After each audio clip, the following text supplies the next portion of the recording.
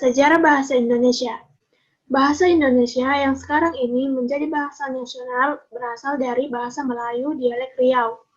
Bahasa Melayu digunakan sebagai lingua franca di seluruh Nusantara. Penentuan bahasa Melayu diambil dari Sumpah Pemuda dan diterima sebagai bahasa nasional.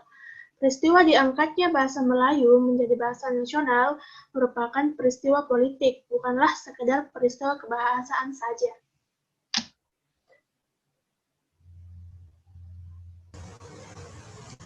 Faktor-faktor yang menyebabkan bahasa Melayu dipilih sebagai bahasa nasional paling tidak tercantum dalam 3 hal. Yang pertama, karena bahasa Melayu merupakan bahasa yang sederhana baik secara bentuk maupun susunannya. Yang kedua, karena yang membawa bahasa Melayu adalah kaum pedagang yang menyinggahi beberapa pelabuhan di Indonesia. Dan yang terakhir, karena pada masa pendudukan Jepang melarang bahasa nasional itu adalah bahasa Belanda, sehingga bahasa Melayu dipilih sebagai bahasa nasional. Fungsi bahasa secara umum.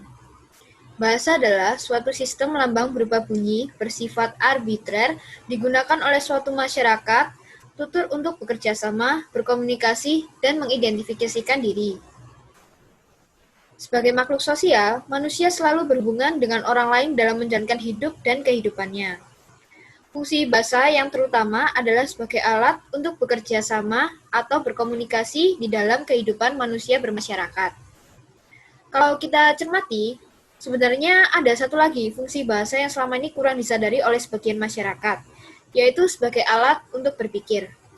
Ilmu tentang berpikir adalah logika. Dalam proses berpikir, bahasa selalu hadir bersama logika untuk merumuskan konsep, proposisi, dan simpulan.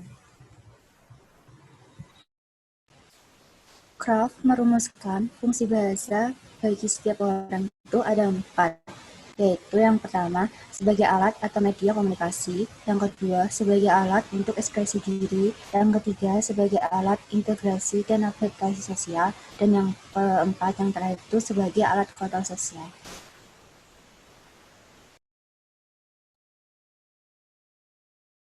Beginilah cara Satuan Tugas TNI Manunggal membangun desa ke-106.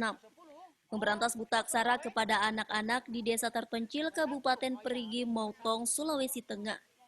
Anak-anak suku Lauje di desa Ogolas, Kabupaten Perigi Mautong ini diajarkan membaca dan menghitung oleh salah satu prajurit TNI, Serda Abdul Zaid, yang juga merupakan babinsa di daerah itu. Materi pelajaran bahasa Indonesia menjadi prioritas TNI untuk diajarkan kepada anak-anak ini. Hal itu disebabkan jarangnya bahasa Indonesia dipakai saat berkomunikasi antar warga setiap harinya.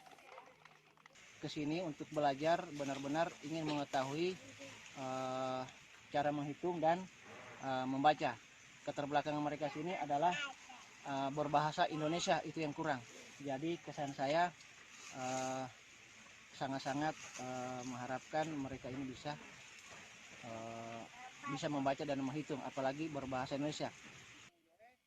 Meskipun medan tempuh untuk menuju desa ini sangat sulit, sejumlah tim Satgas TMMD terus rutin mengajarkan anak-anak ini untuk bisa berbahasa Indonesia. Selain itu, saat ini pengerjaan infrastruktur di sejumlah desa yang menjadi sasaran TMMD ke-106 ini sudah mulai dikerjakan. Dari Perigi Mautong, Sulawesi Tengah, Rangga Musabar, Kantor Berita Antara, mewartakan. Video yang diberikan dapat kita pelajari bahwa bahasa Indonesia sangat berperan penting dalam kehidupan kita sebagai warga negara Indonesia.